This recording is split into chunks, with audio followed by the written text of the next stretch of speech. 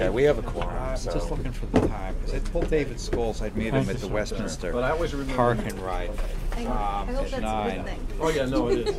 He says he thinks they start at noon. We should want to be in the committee room by 12:30 to save seats. So we'll go I'm going to make a quick run. So he's just have to stand in the hall. I didn't stand before. Okay. Sorry.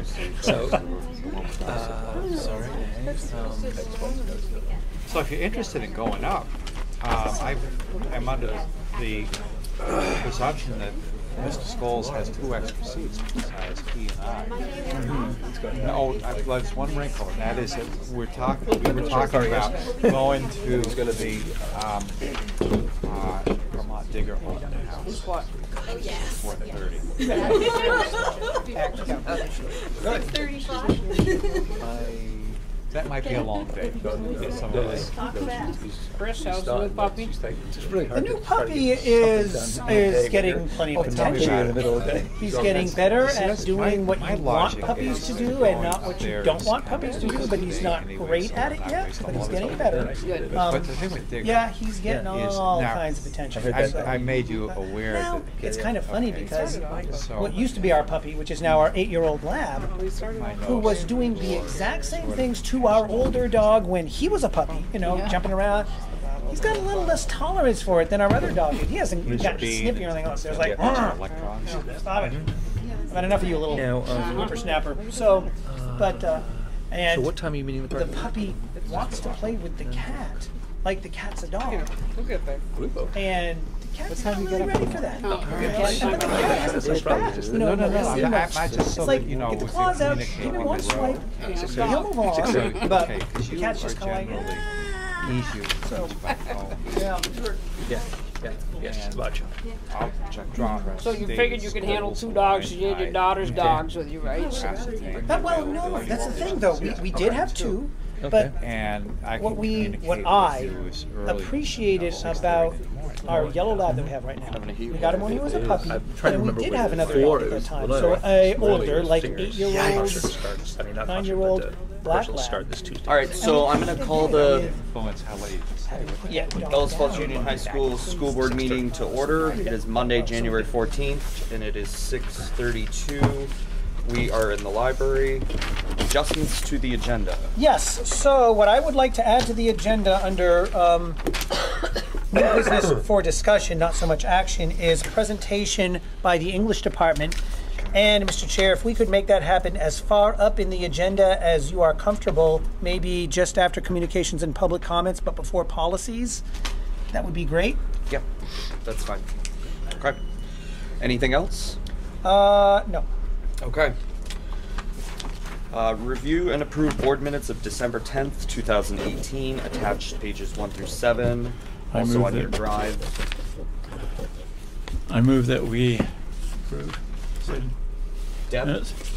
I had a concern, I think, on the December 10th minutes. There was conversation about the board materials wasn't resolved. We had voted to go paperless.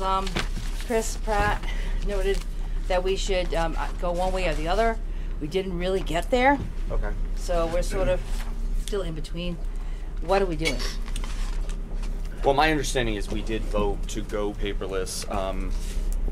I can't remember the specific date when the board did do that, but my understanding is we're going to continue to go paperless. Also, hard documents of board minutes and whatnot will be available at the central office and Sue Stack's office if you choose to pick it up, because the whole idea was to save money to go paperless and on postage and whatnot. So again, if you would like a hard copy, my recommendation would be to stop by the superintendent's office, Sue Stack's office. I mean, if we want to make it more formal and vote on it again at another time, we could, but... I would like that to be put on a future agenda because there are some areas of this town which are not serviced by the internet.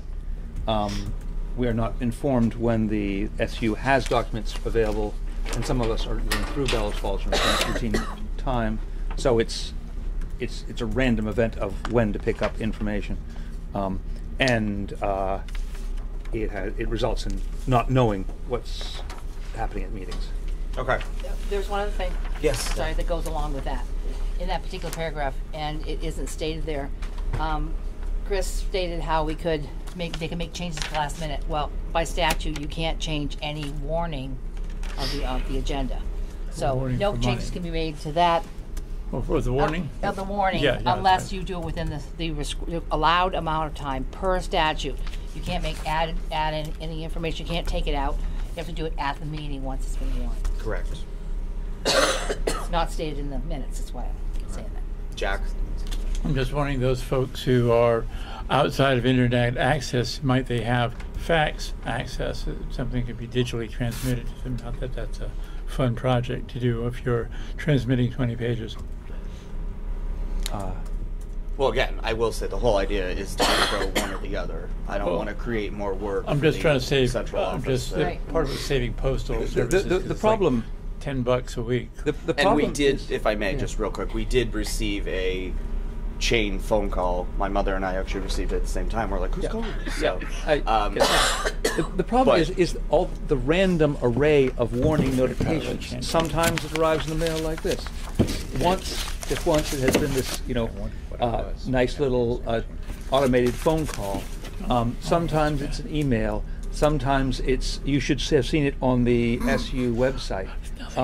There's not a regularity to it. So if you don't have a regular expectation of exactly what's happening and can receive it, then it's not an honest warning of a meeting.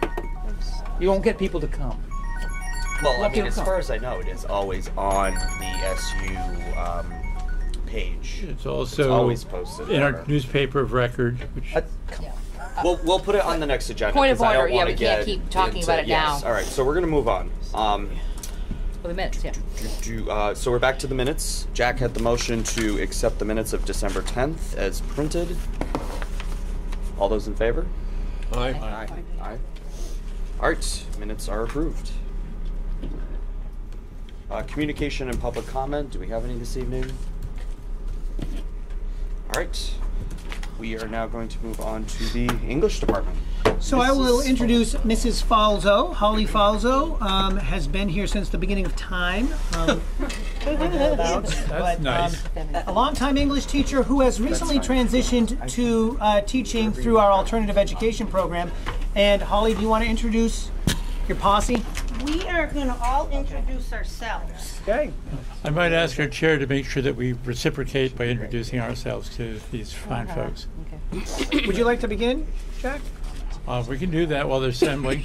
My name's Jack Breyer. I'm the representative for Grafton on the Bellows Falls Union High School Board.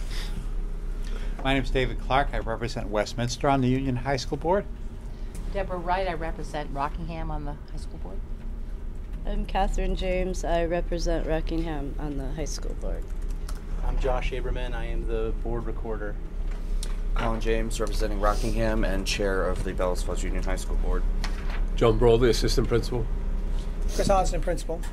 Don Caponcelli, representing Athens. Stephen Major representing Westminster. Molly Bannock representing Westminster.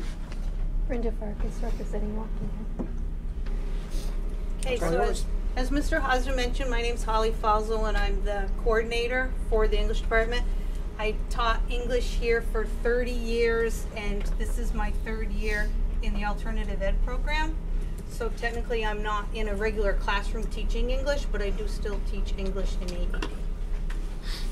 My name is Tiffany Tobin, and I've been teaching English here for 21 years. I'm Rebecca Kirsten. This is my 1st year teaching at Bellows Falls Union High School. I am the title reading teacher and I support core classes as well. I'm Judy Palmer Guest, and I predominantly teach English 9, English 10, and AP English.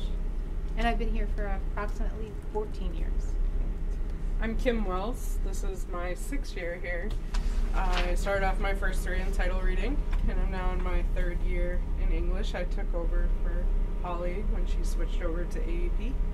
And I predominantly do English 9, English Enrichment, English 10, and then this year Comp and Lit, and I'm switching to media next semester.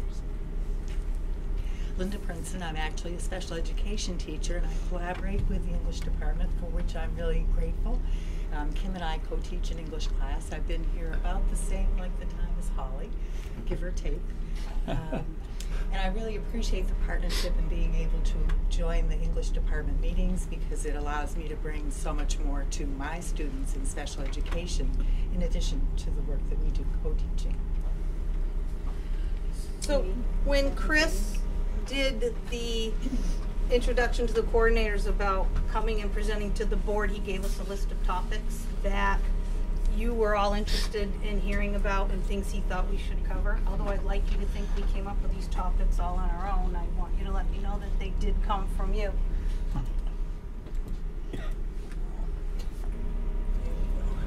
Okay, so just to quickly go over a few slides at the beginning of how do the students earn English credit and some of the courses that we teach. The students do need to earn 4 English credits in order to graduate as part of the requirement. There are various ways that they can go about earning these credits. Sometimes some of the kids go on to tech, so it's embedded in their tech credit through special education, alternative education program. Some students earn their credit online and also through independent studies with various teachers. The courses we offer a nice variety of courses, different levels, different genres are offered, a nice range of literature-based courses, writing courses, dramatic performance at the upper level, print and broadcast media, 21st century writing. And as you can see, there are the different levels, and some of this courses, like American Studies, is a year-long course which is offered as an English and Social Studies credit. And we do offer a course through CCV for dual enrollment. We used to offer Honors British Literature, but last year CCV dropped it. We did not drop it. So right now we're offering Honors American Literature, and in the process of trying to offer another course next year, working with CCV through that. Can I just also make a suggestion? As they go through their presentation, if you have questions about something that's up there, I think you're comfortable with them asking questions as we go along. Okay. Sure. Does everyone understand what a dual enrollment class is? Simply put, they take it here at the high school, but they can also earn CCV credit for the class, and they don't have to pay CCV for that credit. So it's a wonderful opportunity. And as Tiffany mentioned, we presently have it for Honors American Literature, which is an upper level class, but we're in the process of connecting it to our 21st century writing class, which is a class for a regular level student. So it'll open their eyes possibly to the idea that maybe they'd like to attend college. Yeah, definitely, reaching that potential of students who might not necessarily be the honors level student, but a student who's considering, well, should I go, shouldn't I go, I'm not sure. And it's kind of nice when they hear, oh, I can get college credit for this. So, yes? I just want to ask you, I'm going to ask your indulgence in one thing. Both speak up because the mic is way over there. Okay. And 2, whenever you use acronyms, and CCV is not a bad one, but please make sure that you explain it. We've all been doing this for kind of a long time. We know the jargon, but we're assuming that there are at least 10 people that are going to watch this on Fact TV and may not know what these terms mean. So if you wouldn't mind doing that.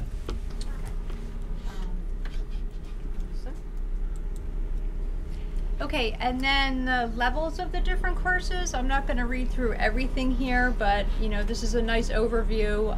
The level 3 would be more of a regular type English class. You can see that in any one of our English classes, the requirement for reading would be about 100 to 150 pages per week. Self and whole class. So self means they might be reading something individually outside of the classroom. The whole class would be the whole class is reading the same book. So that's how that's broken down. Level 4 would be the honors class. You can see the difference in the reading there. And also the writing, the drafted papers, and what they need to demonstrate. And then level 5 would be the AP advanced placement classes. I'm sure Chris has talked to you guys about proficiency-based learning requirements.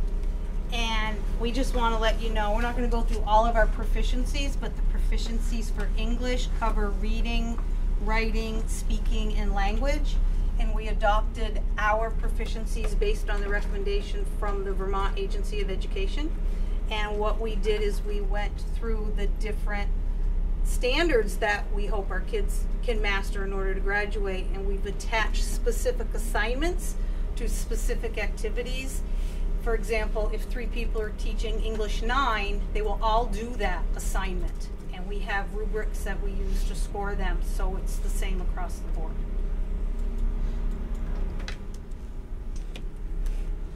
So we believe as a department, we are striving to make sure that we provide opportunities that we can enrich our curriculum. Ways that we do that, I apologize, go. That was you. That was me? Oh, okay. Well, one of the things we do in the English department is trying to keep the curriculum fresh and relevant for the students that we have. And so we do this by staying fresh in the content ourselves. Our goal is to make sure that we have classes that are filled with energy and life so that the students really can understand why it is that we make them take 4 years of English, when some of them may rather spend 4 years taking other classes. And so we want to make sure that when they graduate, they have the communication skills that they need to survive in the real world. So part of the way that we do this is Tiffany spoke about the courses that we offer. Because we have a variety of electives, that helps students to be able to connect to the content in ways that they are going to be more engaged with than if we had a completely scripted program. Tiffany already mentioned the dual enrollment classes. We also have a variety of honors level classes that we offer, so students can choose either the regular or the honors level, and then students who are really looking for a challenge will go for the advanced placement courses. And I think I already mentioned the elective offerings. Did I miss anything else? I think we're all set. Okay. This is where I was going with offering opportunities outside of the classroom or bringing guest speakers into the classroom, and collaboration among all of us as not only English teachers but also across disciplines with the social studies department as well. So some of the examples I want to emphasize is you see this photograph right here, and this is from 2 years ago, and 2 of our students were finalists in respect to a contest that we do annually. And the social studies department involves themselves in it, and there are students in the Bernie Sanders State of the Union essay contest. 2 years ago, we had 2 students, Ira Richardson and Simon Buck Chickering, who were finalists. And they had the opportunity to go to the State House, and they invited the teachers who initiated the contest to go with them. At that time, I went, and so did Craig Divis. And since then, and even before then, we've been running this annual contest. So students have the opportunity to examine contemporary issues and State of the Union issues that they're concerned about, and brainstorm how they can write a persuasive letter in order to submit to the contest. Every year, if there are no finalists here at the Bellows Falls Union High School, we still invite a representative from the State House to come and speak on a panel with those students, so they have the opportunity to articulate themselves and voice their opinions on these issues. So that's one opportunity that I think is quite enriching in respect to giving students a voice. And some other opportunities, field trips. We do our best we can to choose field trips, especially drama field trips, where we can take the students out of the classroom and see live theater. For example, English 10 and also English 9 classes. We usually do or teach a lot of literature that relates to social justice.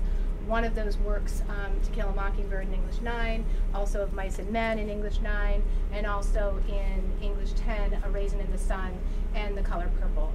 In connection with that, we took them this year to see Two Trains Running by August Wilson at the Weston Playhouse, and it was amazing how current and potent that was for students to watch a play that was produced and directed early in history and also in respect to now looking at the not Pride Movement then, Black Pride Movement, but Black Lives Matter. Some other opportunities, the Young Writers Program.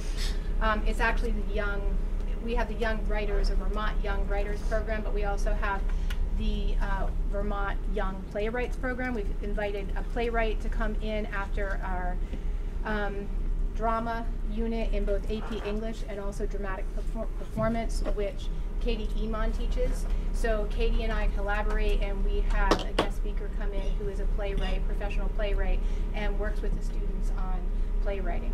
And that also becomes a contest that one of our students won, 2 of our students won last year. That was Zoe Shem and Molly Howell. A couple more things.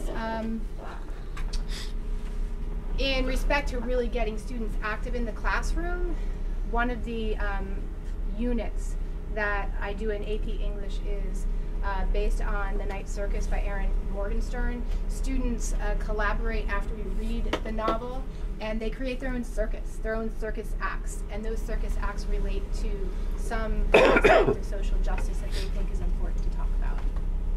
Those are some of the ways that we incorporate enriching activities in and outside of the classroom.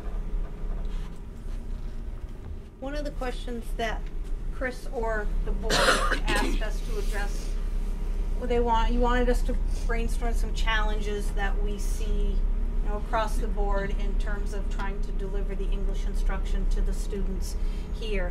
As you look at the slide, I think you'll see the main theme is skill level, and one of the things that I found challenging when I was in the regular classroom, as I'm sure I know some of us still feel is a challenge, is when you have a large number of students in your classroom who are deficient in one area or the other. Traditionally, we have noticed that a number of our students have deficiencies in their writing skills. And it's difficult to teach a class of 20 or 25 students, especially 9th graders, who are writing deficient, because it's difficult to give them that in-depth feedback that they need in a timely manner. So out of all of the challenges that we face, I think I would agree that teaching writing to a large number is more difficult. Ideally, the higher the level, the higher the skill level of the student, the number of students in the classroom is not as important, but the lower the skill level, the number is huge. We don't have walls in this building, I'm sure you've noticed, and when you're trying to teach, when Judy's trying to teach a class of 20 9th graders and Tiffany's showing a video, 9th graders get very, very distracted. So in an ideal world, if you had a school with doors that you could close, 20, 25, even 30 students in a class might not be a challenge. But when everything's wide open and your students are coming to you distracted anyway, that large number can be a challenge. Yes. Next year we'll probably be having buildings and grounds discussions, and the wall issue is, I'm going to predict will come up. And when it does, I would love it if we would get some of you to speak to that, because you know the impacts better than we do, because we only get distracted in this room. Mm-hmm. And it's pretty quiet here now. Another challenge that we see is sometimes our classes tend to be imbalanced. You might have a 9th grade English class first block with 20 students and another one second block with 5 or 6 students, and in that 5 or 6 student class, if 3 are absent, there's half your class. And I know that there are a lot of things that need to be scheduled, but traditionally we have found that it seems to be very difficult to kind of balance out the numbers of the classes. I think you'll find that that's the case across the board. However, obviously you need to schedule your singletons first, but it's difficult if you're teaching both of those 9th grade sections to stay on track when you have 20 in one and 6 or 7 in the other. We're also noticing that our remedial help for some of our students has started to present a problem. Years ago, before we joined high schools that work, we had level 2 classes. And level 1 classes, and with the push to higher the expectations, the level 2 classes went away. So the kids who were low level were automatically bumped up into the level 3. Their skills didn't change. The challenges were there. They worked hard to meet those challenges. We are seeing now, because we offer a English enrichment, which is a year-long English class for 9th graders, that there's nowhere for the 10th graders to go for that remediation in a class. We don't offer a enrichment for 10th graders. So we're starting to notice that the students who get out of English enrichment and then go on to regular 10, a number of them struggle developing the same skill base that we worked really hard to help them develop in the 9th grade.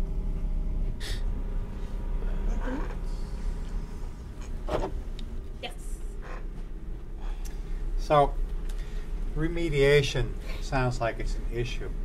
I'm a big believer, even though I would hate to have to be involved in it myself, in distance learning. Is there any future in distance learning to maybe address some of these, I would call them, Chris, maybe gaps in program? Not intended to be a knock, but no, you know, if you got 10th graders that need help, how do you get them to help? And you can answer that in any format you want to.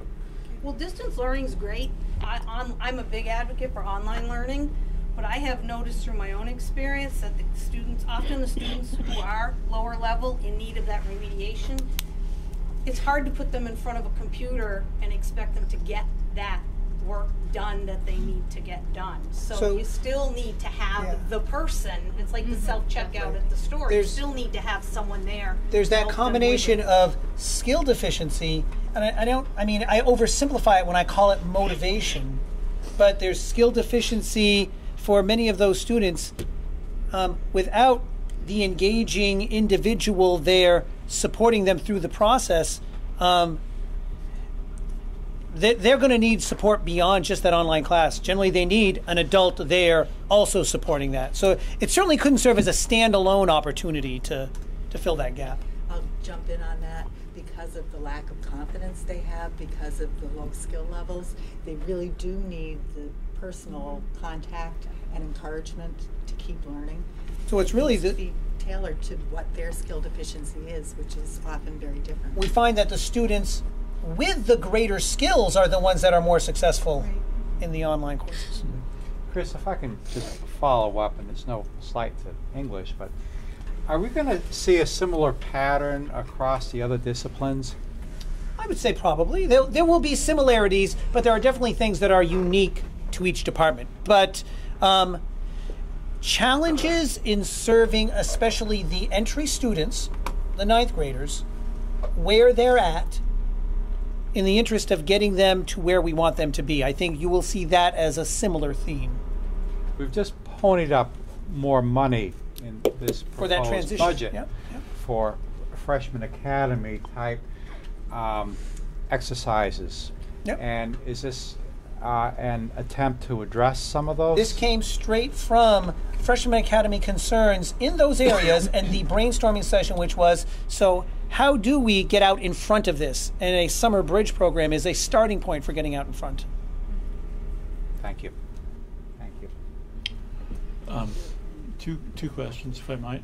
First one is, I know that a lot of online schools at Southern New Hampshire University, Riviera College, and others are increasingly evolving to an online and proctor model, that there is somebody at a regional center that essentially is that other person. They're not necessarily teaching the material. What they're doing is making certain that the questions are answered, the child is paying attention, and all those sort of things. And I would ask you all and your colleagues to think in terms of whether that's a model that we should be looking at going forward.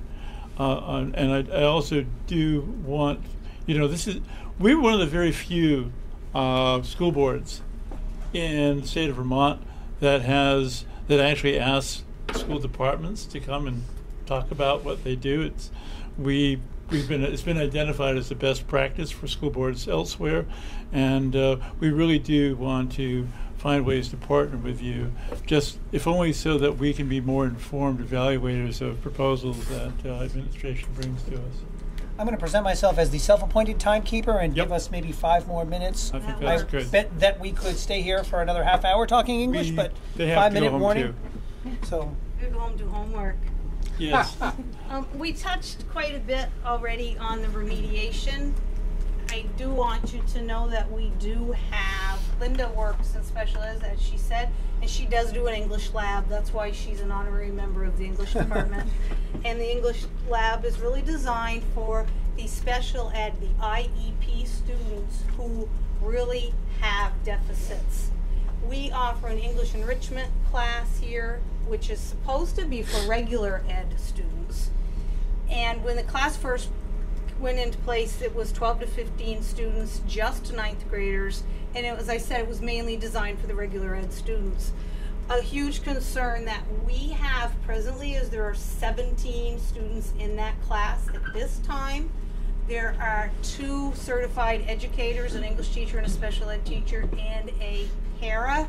However, 65% of the makeup of that class are students who are on individual educational plans, and that's not what the class was designed for. One of the reasons they're in that class, as I mentioned before, there's not really anywhere else for them to go. Their skill level is such that they don't qualify for the English lab because their reading skills are too high. They certainly can't go into the regular English class because their skills are too low. So they're in enrichment, and it goes back to when you have low skills and a large number of students, 9th graders, it's a very difficult class to manage. So if we can stress anything to you tonight, it would be that we would hope you would see the need to make the lower level classes with fewer number of students to help bridge the gap and help us build their skills. Can I interject real quick? One of the things that we hear a lot, so I'm the English teacher, Linda is the special educator in that class, and one of the things that we hear a lot from people is, well, you have 2 educators in there plus a paraeducator. That's 3 people to 17 students. But one of the points of the class where'd it go? is to be able to break this rather large group into smaller groups and pull out people individually to work on these skills. And when we have 17 kids, 65% of which are on the individualized education plan, a large number of which we're dealing with some behavior stuff, we can't do that this year. We have to stay as a large group because we need all 3 adults hands on deck at all times. So that's where the challenging, yes, we have 3 adults in the room, but 17 is still a high percentage when you counter in the IEP piece or the individualized education plans. And the level of skill. And the level of skill. So it's been a very challenging year so far, and I guess our concern is the class has grown consistently over the years, size-wise. So it did start out with a cap. Last year it was larger. This year it's even bigger. So we're a little worried about next year as to what's going to happen. And it would be something where maybe we need to look at splitting it into 2 sections where we offer 2 blocks of it. But because it's a full year class, that presents its own problem, because then we run into scheduling conflicts. Okay. This is the last one. So, we talked about some of the opportunities that we offer to students for enrichment, in and out of the classroom, ways that we keep them engaged. And so one of the questions that you had is, well, how do we incorporate that digital and online learning piece? And so many of us use Google Classroom on a regular basis to post assignments for students to work on, to keep them on track with homework and calendars, so that if students are out of class for whatever reason, they still can know what the work is and keep themselves on track when they come back. We also have them do online research. Kim has taught a media class, and that involves video production. We also use a variety of online programs such as Quizlet for students to review things like vocabulary or grammar usage mechanics. Teachers have also used Kahoot really successfully and Textive. The reading program that we use very frequently with our 9th grade students, and I also use as a title specialist, is our Achieve 3000 Empower reading development program. And news. It's News ELA, News ELA, depending on who you talk to, the pronunciation differs. But that also delivers reading articles. News ELA has current events articles, so you can tie in with whatever the big news story is of the day and bring it into your classroom and do it in real time. Empower is designed to build skills and uses articles of student interest that are within the past, I think, 5 years. Help me out. And then another thing that I've used very successfully with my students is an online program called Canva, which allows you to design either web pages or newsletters or social media. I'm having my students work on, as a final project, a self-interview 5 to 10 years in the future for a magazine of their choice. And so we're using Canva to have them design the covers to the magazines that they're choosing. And so here are 2 samples of work that my students have already done, and as you can see, they look rather professional, and the students have had a really wonderful time creating these magazine covers and thinking about, gee, where do I want to be in 5 to 10 years, and what do I want to be doing, and what is this really great thing that I've done that a magazine has deemed important enough to interview me about. And so this is one of the ways, because I tend to work with many reluctant students, and this is one of the ways that I help to keep them engaged in what we're doing and try to help them see that they do have a future beyond this building, and to get them to start thinking about, what do I want my life to look like, and what am I going to need to do here to make that happen in the future. I'm Great. sorry we ran over. I think it was very good. No, it's great. Thank you, ladies, on behalf of the board. So that was great. I'd like to close by saying any time, but seeing they'd you. probably kick me if I said meeting. that. Bring some food next time. Okay. I actually have the rest of my dinner in the car. All right. When I go out. Probably cold by now. Thank you. Thank you. Thank you Thank you. all very Thanks, much. ladies. Really appreciate it. Okay. Where we are for time. Yeah, I might suggest that this recess. is probably a place for us to move to executive session. Okay. Do we recess this meeting and Well, then go, you or would do we make a motion. adjourn? Yeah, we don't adjourn, we don't recess. We just, there's a motion to move into executive session for a student matter. Okay. I will go ahead and move that motion that we go into an executive session for a student matter, and it is 7:07. Need a second. I will call for a second. Jack has the second. We will be re-adjourning this meeting because there are a few other things that we do need to Resuming, you mean? resuming. And there will probably not be an announcement. So, And that one of them will be budget, presumably. And I don't know if do we anticipate this taking a while? Just because I like to make. I don't know, Jack. I can't answer that. All right. Yeah, we're gonna go to the fishbowl. Yep.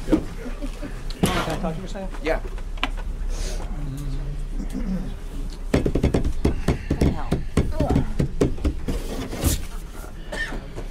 That was good. When they were here for my committee meetings, we grilled them like it was a final exam. Didn't you say don't ask any questions? I knew when I asked 3. I know. But don't ask those. It's called do as I say, not as I do. I know. But Yeah, they were that's short. that's the first thing came to mind. But they're short. Yes, they were. I was very careful about that.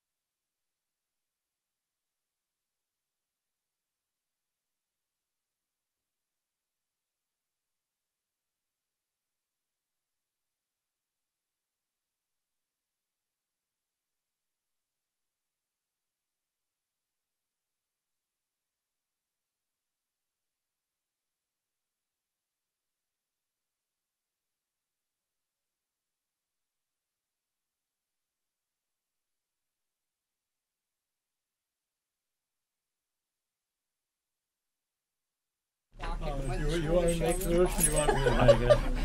What's that? Do you want to make the motion, or do you want me to make That's it? what your telegram to take care of. You go ahead. I think, You go ahead and make Well, it. the I'll problem second it. was over the weekend Unless somebody it else wants shut to off. do it. Oh, really? So we've been playing catch up all day. Oh.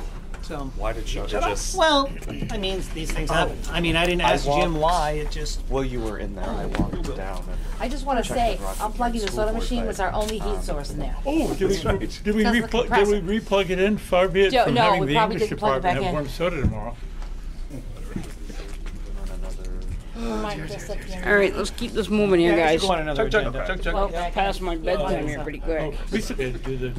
This is going to be a very short budget. Oh, it's all, it is a standard one. Okay. I mean, this Yeah, has been should in be. existence for 50 years. Yeah, But it yeah, has to be that's what I renewed every so figured. often. Okay. That whole $1 use of the field. Right. Just at We are the ones that are committee responsible for level, keeping it that's up. the majority of the board. Okay. It's All right. boilerplate. I do take it. I took too much out as we get away with it. I still think the thing about Okay, I'm freezing. I have a problem with the. Paul indeed trucking no animals to Rockingham? That's right. He's still trucking animals, but gave up his Tuesday run. Making absolutely no money. So I guess I'll. Tuesdays. He makes money on his weekend runs. He's still running By goes next to year, Rhode Island we'll have once a the month. year. That Tuesday thing was just stressing him out. It is. You see, there is this standard. All right, so I will call us back to order. It is 7:34. Deb, is there any? And it makes us We responsible for the need a motion. Go ahead. Yes, Jack's gonna make it. Okay. In the student matter discussed in executive session, I move that this board follow the administrative recommendation in the matter. Okay. Is there? I'll call for a second. Second. Oh, anyway. Holly's got the second. Any further discussion? All right. All those in favor? Aye. And I will oppose. So motion carries. Just because Actually, I I think was not you're in abstaining is what abstaining. you Excuse abstained, me. yes. Abstaining. Yes, because I was not in the executive session. Okay. So moving on, policies. We do not have any this evening. I'll go into principal's report. So the only thing that I want to call to your attention is I would invite you to frequently visit our website because that's where we post school activities that I would love to see you come out for. Other than that, that's all I have. All right. Student reports, we don't have any this evening. Business manager is still with Rockingham. Committee's budget. But, yeah. Mr. Breyer. We did have, we had 7 members of the 10-member board, or actually maybe we had 8 members of the 10-member board in attendance during the budget meeting, and it was a vote of the budget committee to recommend a budget number of, and Chris will remember this because $7,296,875. right. The vote on the vote to recommend was 6-1, and since there are a couple members of this board that weren't there, I would hope that the questions on this would be limited to them, just in the hope of expediting the meeting. So basically, Colin, if you and your mom have any questions on the budget, Colin was fire here. away. He was here. Oh, Colin here? Oh, sorry. I Well, was. then, who wasn't here? Just Just me. Just if you have any questions on the budget, we'll be happy to answer them. Okay. All right. Also, there's a special article. We'll get to that in as the next element of this, but we first have to get a vote to approve the budget Right. as provided. Right. And you would cover that special article under the approved warning articles. Thank you for that. So that's where you'd get that covered. that special. Yeah, we normally would do that as a second motion. Are we voting on the We're budget? not on No, that not yet. until We're 8. on Voting on the committee's budget, we'll vote on the special article, and then we will vote. I think we still vote on the warning because isn't there that disclaimer? Can I, So- point of order though, when we get to that section, Yes. we're still on committee's budget. So Mr. Breyer just gave us a general rundown of what the budget committee went over this evening. So is there anything further? Okay. Moving on to WNESU board meeting review. Mr. Clark, do you have anything?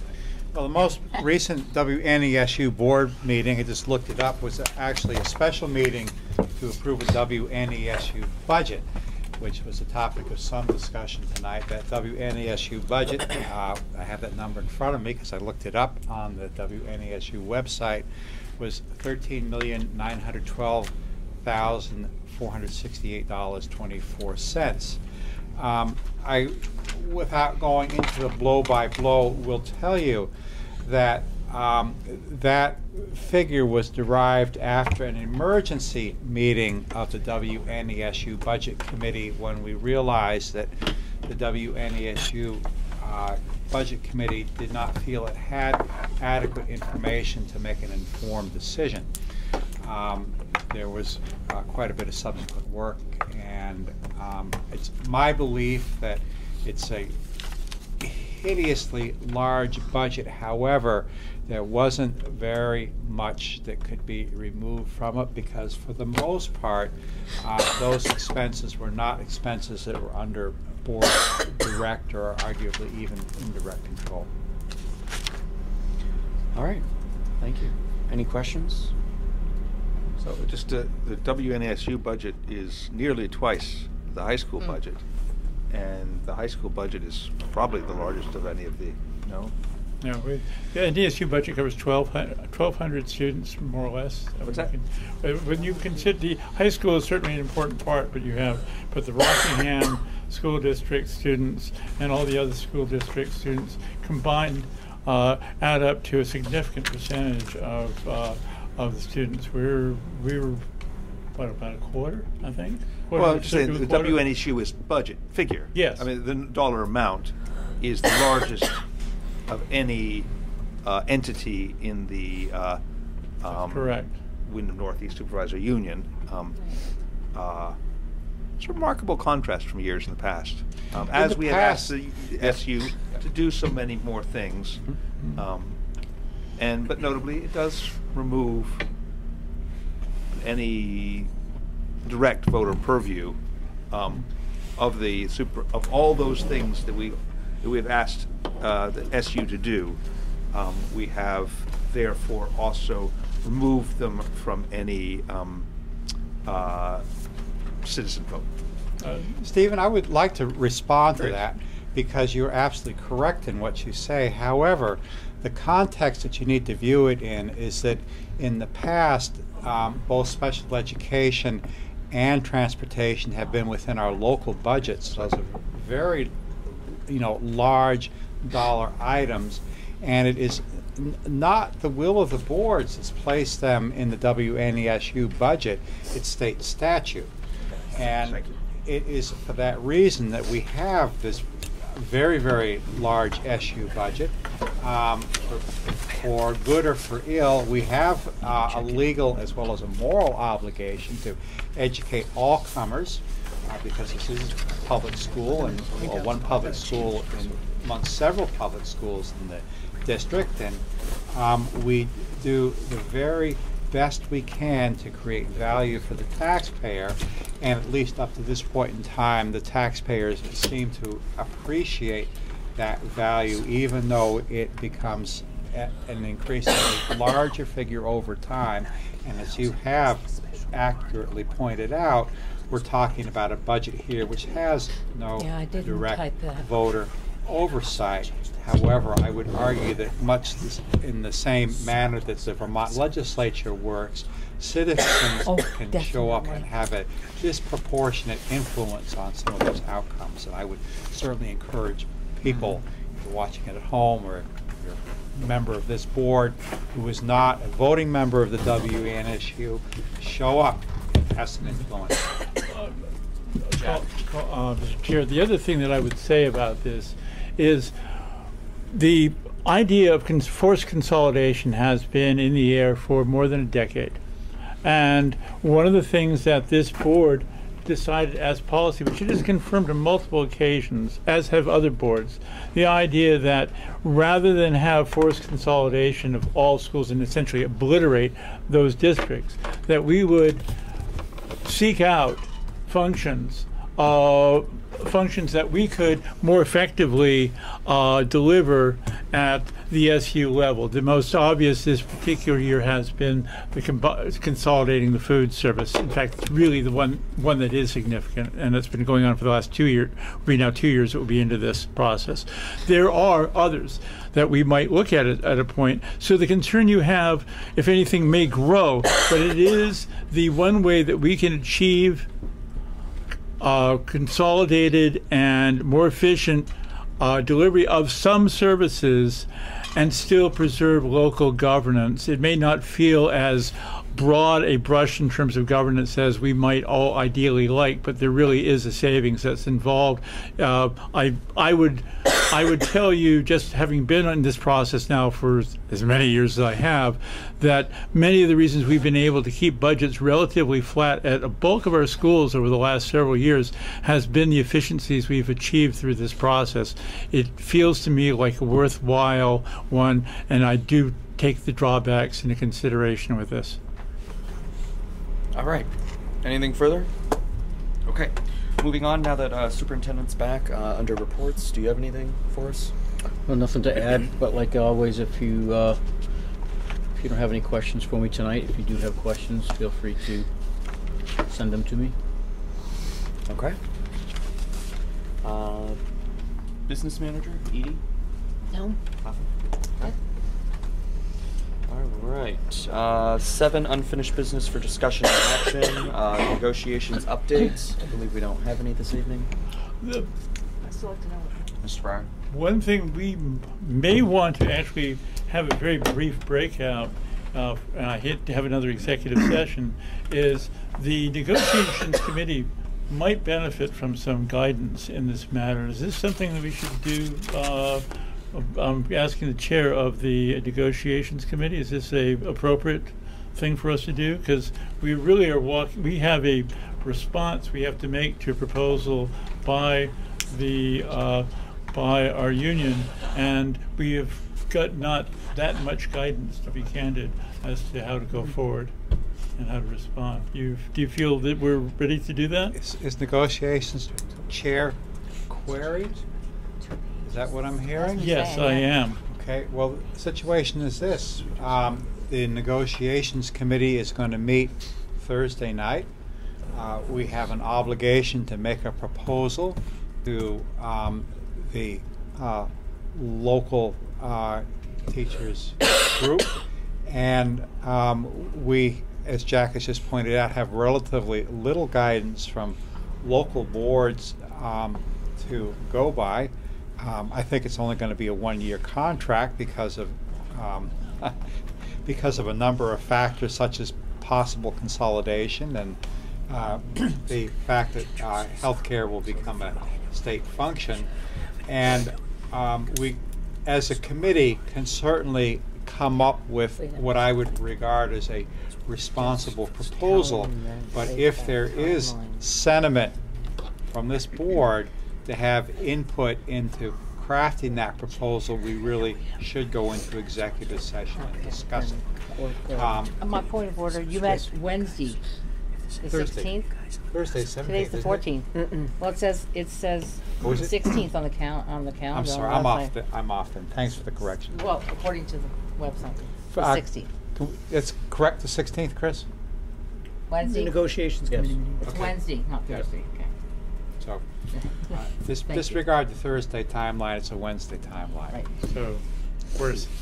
I will make one additional suggestion, and that is if there are individual members of this board who would like to have input, you could get those inputs in either to me or to Jack or to Deb. Deb is your high school rep, I am your SU rep, and Jack is your Athens Grafton rep. And Rick Holloway, for the record, is the Rockingham rep. And for the purposes of the committee, David is the chair, and Deb is the lead negotiator. So there you are. Do you have something that you intend at this point to present, or you are going to hash that out on Wednesday night? I think that we will flesh it out in its final form about a half hour prior to when we actually sit down with the teachers. Are you sitting down with the teachers on Wednesday night? Yes, we've had 2 sessions so far. One where we went over ground rules, and we had one where we received a proposal from the teachers. All right, so I would recommend at this time, because it is getting later on and we still have several things to cover, that if you do have any questions, to contact these reps. And if we do need to go into executive session, I would recommend for the meeting, which is January 28th. What's that? It'd be too late then, wouldn't it? Yes, it would. Right. We really have to have something to them on the 16th. If we go into exec, it needs to be a cut and dry. Yeah. All right, so moving on. 8, new business for discussion and action. A, approve FY20 budget. All right. Deb, you want to read that budget? So I move that we accept the budget for FY20 for the Bellows Falls Union High School District at $7,296,875.94. Did I get that wrong? It's on the. We only want to put in without the RVTC because RVTC gets we tax for it, but they have their own. So vote. here's what is annually tricky. Yeah. That's the bottom line of the budget. That's what's in the article. That's what the taxpayers will raise taxes for. We are, our actual expenditure budget is separate from the RVTC part. So do they make a different motion than the one on the article, Edie? Or do they make that motion? They make a motion without RVTC. And then there's a motion for RVTC, right? Well, no, we don't. RVTC We vote on it separately. does theirs. Yeah. This actually came up in Separate committee. from us, because they're an independent Okay. district. So what is the number then? Hold on a second. That I was on got second page business. $6,947,087. I'm sorry, repeat that. My mistake. $6,947,087 and 08694. 08694. So Yeah. what she said. Did you get that? $6,947,086.94. Yes. Right. Okay. But just so everyone's clear, the bottom line on our budget is that It's the other 7 million, number. Right. Because it has the Because it has the RVTC in it. But so Article 5 will actually have the $6 million figure in it, right? Is that correct? Correct. Minus the RVTC. Correct. Right. So, okay, When so you that's the go motion. to the polls, you will vote on this budget and you will vote on RVTC budget. And then when taxes are raised, those two are combined. Right. Yeah. It is confusing. So that's the motion. Okay. Any discussion? Anybody? Right, that number. Yeah, that's correct. All right. All those in favor to approve FY20 budget, say aye. Aye. Opposed? All right. Motion carries. Thank you, folks.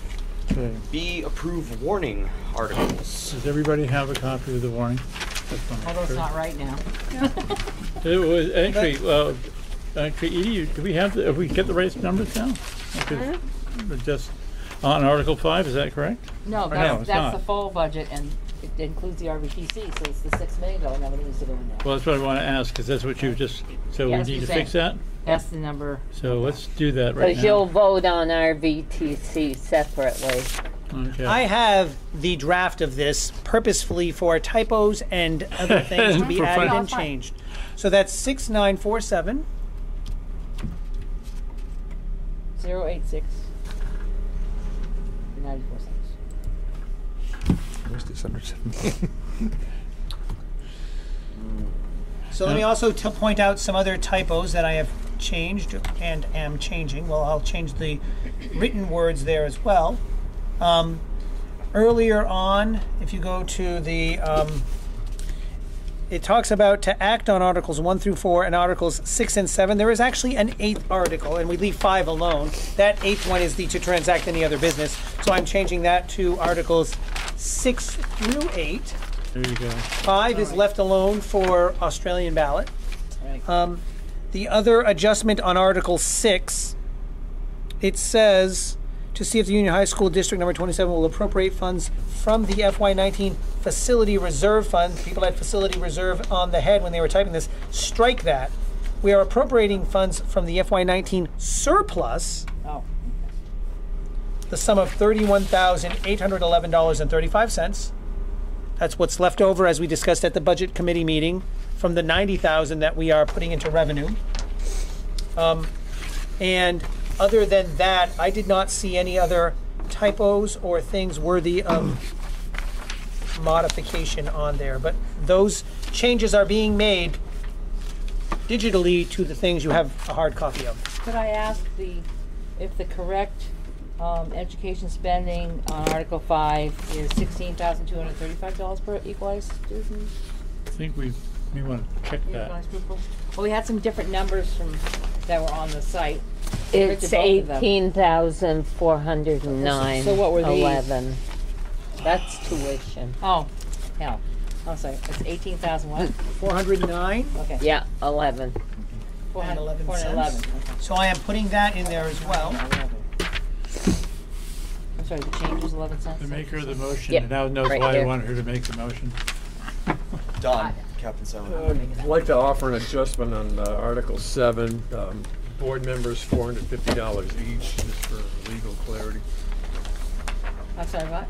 Board members $450 each, adding the word each. Oh, each. Oh, yes. Yes. Yes. And it wouldn't have a question mark at the end, would it? It would, because it's the question is, Yeah. shall the Union High School It is a District question. vote? Oh, Okay. of course, I You didn't do see list that it, one. okay. Right. Board chair, board members, 450 each. So I've put each in there. And the clerk is 125, but why is there a question mark? Well, then again, that's the point. Because- End of The way it's Shall- phrased is, shall- shall the Union High Oh, School District right. vote to pay? Right. Okay. Gotcha. Yes? Sorry. We kicked the English teachers out a little too early, didn't we? Yes, we did. Actually, you got it right, so there it is. Okay, so, where are we at? Well, Well, and except Edie, for do one you thing, it should have be and should be a comma. Anything to fill in those Actually, other and. numbers? Or are we going to fill those in after the fact if you don't have those with you? Yeah, that's wrong. No, I've got them. The per pupil spending is the $18,409.11. Yeah. Which does include RVTC, and it's 13.97% increase over the current year. Where's that? Well, there's holes here that we are filling And the in oh, the because she percentage, didn't yeah, have I all totally those missed numbers. that. See those Just blanks? Oh, Yeah, okay. We're filling those in. 13.97. Thank you. Yep. Then, okay, so the projected spending, so there's a hole there, but that's just not intended to be there. Oh, yeah. Okay. Needs to be moved Jack. over. The grammar Nazi in the room wishes to point out something. 18,000, yep, 409, perfect. The Article 7, those semicolons should all be commas. Yeah, they're That's wrong. not, Okay. that's, Yep. and you don't need one after the and, you just need one before the and. Gotcha. Just felt the need to show off, sorry. We're the education board, we should have this right. All right. The English teachers have gone. Is there anything? Wait, Deb? then here's why I asked about the question mark, because there isn't one at the end of Article 5. And Article Shall. 5 I will should put a be question mark at the question mark. mark. Absolutely. Oh, Article 5. Because you're you're asking for yes, permission. I was looking Yeah. at Article. So it is in there, but then it goes on to give facts. So if you see, So it would Is that it Right. is estimated, which Yeah. if we're going to be really snarky, it should be a Jumping back separate. and forth, I just no, totally it should be a listening. separate paragraph, as we know, as we're not. Right. Careful. Yeah. it is 5 of 8, folks. So, Yeah. anything, anybody see anything else that jumps out at you? Josh, if you'd be so kind to read back all the All I got is that in the first paragraph, it's changed to Articles 6 through 8. In Article 6, the FY19 Facility Reserve Fund has been changed to surplus. In Article 7, add the word each for officers, right? Okay. And then semicolons changed to commas in Article 7. I'll do it. All right. Is everybody comfortable with that? I will call for a motion to approve warning articles as corrected. We'll notice that the number is left blank on the percentage above or below or whatever it is for average. I don't think Oh, we no, have that she yet. says 13.97. Yes, we put in Did we get that? 13.97. Yeah, she did say. All right. You But did say. we don't know how much higher or lower it is than the state average. It's 13.9% higher than spending for the current year. Oh, okay. I didn't hear that. Sorry. Good. Okay. All right. All those in favor of approving the warning articles? Do we have a motion for that? Oh, I'm sorry. Was it moved? Yes. Who? Mr. Breyer, did you make the motion? Yes, I did. Okay. Is there any further discussion on the warning articles? Okay. All those in favor? Aye. Aye. All right. Motion carries. Review annual report information. So there, at this current time, there is no information to review. We're still trying to put all the information together to go out to the town clerks to be part of their reports. Yeah. We're hoping to get everything to them by the 18th. The problem is that if we want our stuff included in with the town reports rather than doing separate, the town's timeline hasn't really matched up with ours. They've been gracious enough to give us until the 18th, but no longer than that to give them the information to go into the town reports. Yeah. And some of the reason behind that is that we're still trying to get some information from the state so we can put the Fill the information holes. together, really. So A lot of boards have it drop dead on the 16th, and we're running behind as it is. Yep. But for the town, because the voters' only chance to contemplate our budget, which they do vote on, is probably through the town report. Correct. That our budget, as just approved, these figures here, any annual principals report or such,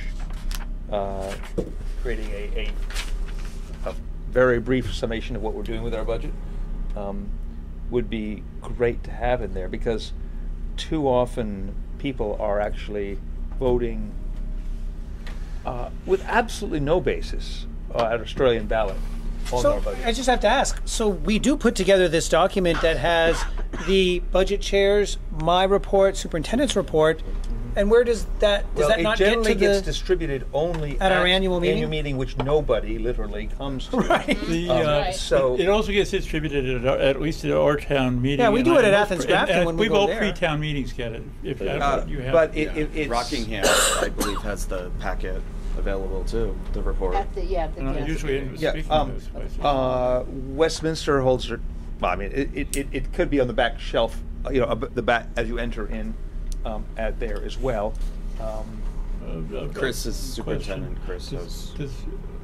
Stephen, I'm trying to remember. Does Westminster have a formal pre-town presentation? Westminster does not have a pre-town meeting. It has a town meeting on Saturday before the Tuesday vote, and so people could pick it up there. It has traditionally not been there. Okay.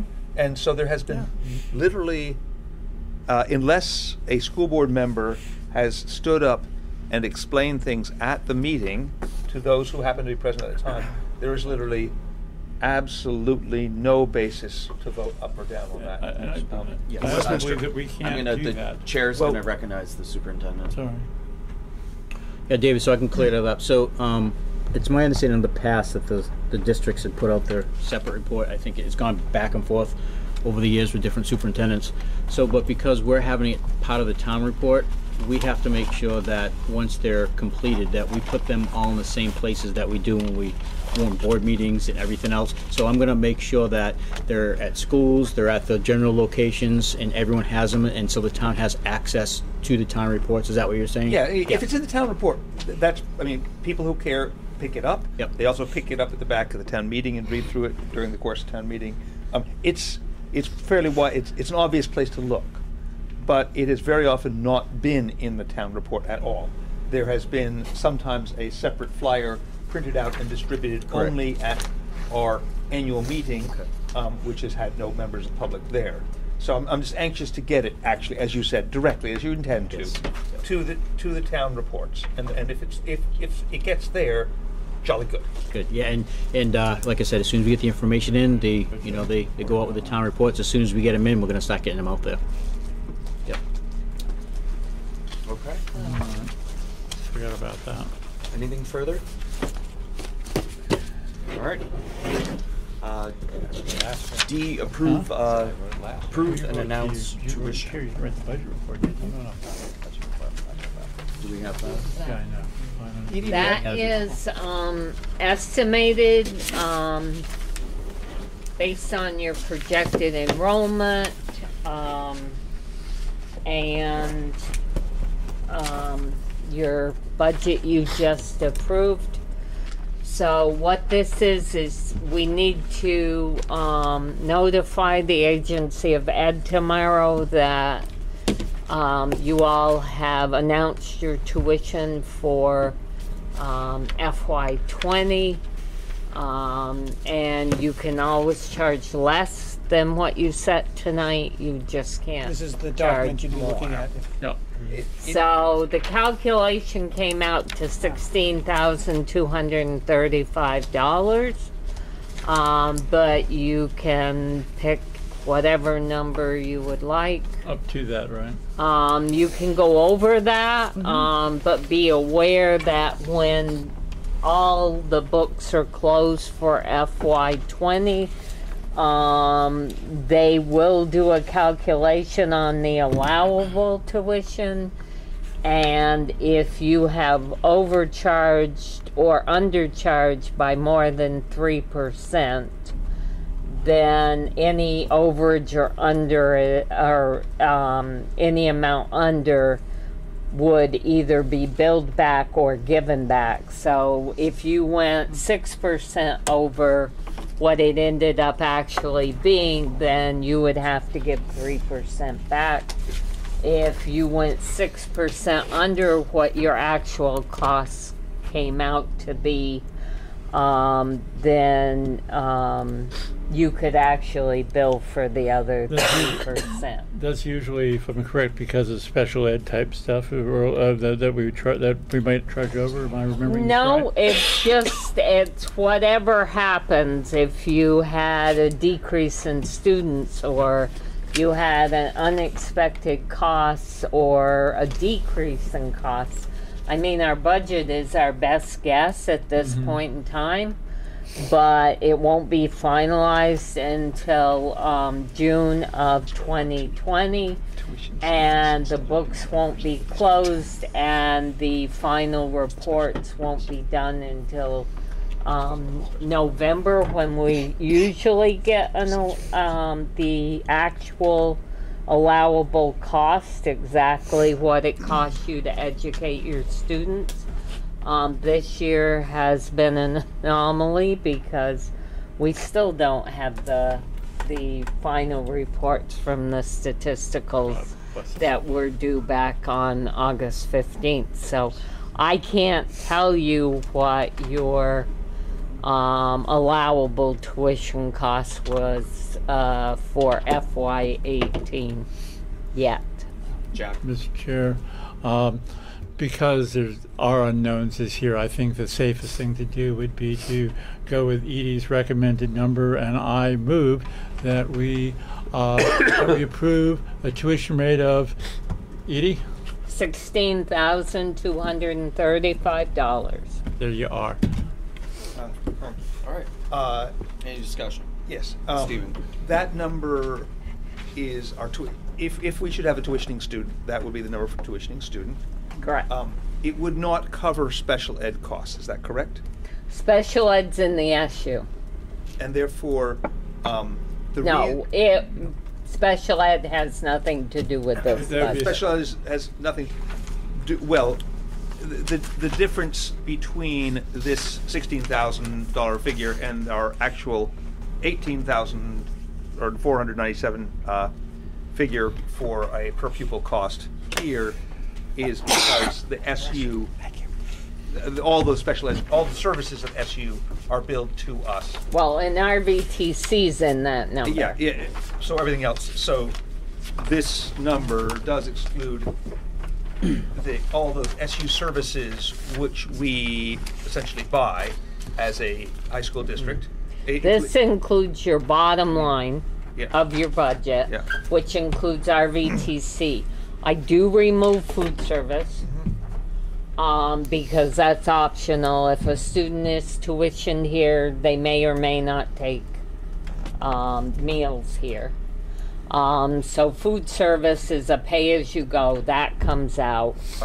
Your special ed costs come out because they're an assessment to the SU. However, if there were any students that tuition in, we would charge them for any services over and above, but it would be paid and go to the SU. The SU would pay for it and would get the money back. I remove transportation because normally tuition students don't ride our buses. They're coming in from another town, therefore they either drive or they have someone who brings them. And I think for your school that is about it. And I remove RVTC. So I take the bottom line of your budget and I do remove RVTC because the tech center isn't necessarily a given for a tuition student. And if they went to tech center, then they would pay it as surplus on the tuition. Usually the part-time tech and you couldn't charge them full tuition here and charge them their time at the tech. Usually if it's half and half, they usually pretty much work out to being what the tuition rate is. So it's a little cumbersome, but and then I also had on line 7, I had anticipated $30,000 for 2 Weathersfield student tuitions. That offsets your costs. That's how I ended up down at the $16,235. And the 344 students is a projection of next year. I'm going to call the question if it's okay. Please do. Okay. So, any further discussion under the motion to? Question. All those in favor? Aye. Aye. Opposed? All right. Motion carries. Student matter. We already worked on appointments, if any. Anything from administration? I do not have anything. Okay. It says executive session if necessary. Call. There are members of the board who would like to give input to the negotiation team. It could be done immediately after the meeting if folks would just hang out for just a second. If we stay under quorum, Stephen, there's no reason you couldn't give us that guidance informally after the meeting. Okay. So I think the question might be how many people are going to want to stay and have that conversation. I'd like to see a show of hands. That'll be helpful. 1, 2. I guess you can have it. Okay. All right. So no executive session for that. Okay. Director's comments. Brenda, we'll start with you. Molly? Good. Stephen? No. Don? All set. Anything from administration? I did just receive a very nice email from Holly Falzo. On behalf of the English department, please extend our thanks to the board for being a wonderful audience and asking good questions. comments tonight. It is nice to feel supported and have a board that is interested in what we do. And I replied, will do, thank you, and very nice job. That's all I got. Catherine? No. Okay. Deb? Just one little thing. I'm a justice of the peace in the BCA. I'm sorry, that's the Board of Civil Authority. Had a meeting tonight. This affects Rockingham people. We have changed the poll to hours, effective with the March meeting, annual meeting. It'll be 8 a.m. to 7 p.m. So it's extended an extra hour for people who want to try and get it in before they go to work. That's it. Thank you. 8 a.m. to 7 p.m. We're going to have to change the Rockingham warning. Yep. We just did that, so I'm sure Kathleen will be advising everybody. Okay. Tomorrow. We just did it this evening. Okay. Thank you, Deb. David. Thank you, Colin. I've referred in the past in writing in the newspapers to the chaos that Act 46 has created in terms of the budgeting process. I think that chaos is still ongoing, and particularly in light of that, I just want to make note of the fact that the administration has done an exceptional job in preparing this budget tonight.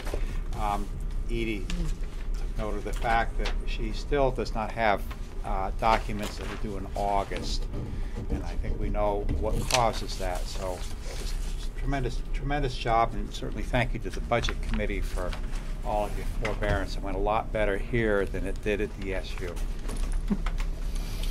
All right. Jack.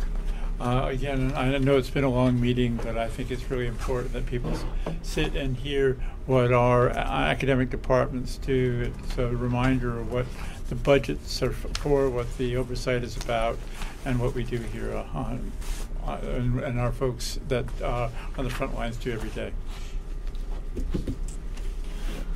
Alrighty. Agenda items for the next meeting, which is scheduled for January 28th. All we have is the whether or not to go paperless or not discussion. There'll also be an update, I'm sure, from the negotiations committee. Update on And, negotiations. Yep. Definitely, yeah. And there probably should be some Act 46 update, because there were some dates that were supposed to be happening on the 29th that won't be happening, but God knows what will be happening in addition. Instead of. Yeah. Okay. All right. Anything further? So that was it. The only thing was the paperless. Yep. And then the update. Negotiations. What's that? All right, date for next meeting is scheduled for January 28th, 2019, here at the school. I will declare us adjourned at 8:50. I printed off copies of the Thank you, actual everybody. article. We need to get Colin's signature here. Steven? Yeah, we can do that. Yeah.